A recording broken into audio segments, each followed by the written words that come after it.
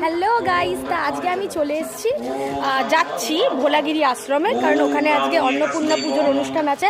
তো পুরো আশ্রমটাও আপনাদের সাথে শেয়ার করব, আর তার সাথে কি কি খাওয়া দাওয়া করিয়েছে সেটাও অবশ্যই দেখাবো। ওয়েট করুন।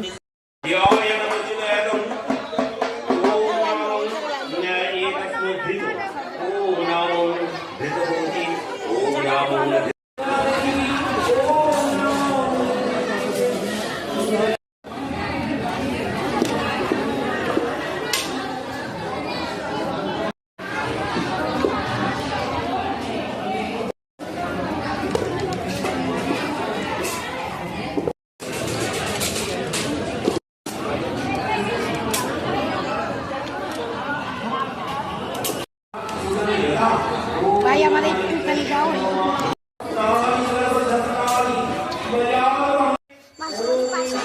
হ্যাঁ, তো ফাইনালি খাওয়া দাওয়া কমপ্লিট হয়ে গেছে। আপনারা তো দেখেই নিলেন যে কি কি খাওয়া দাওয়া হলো।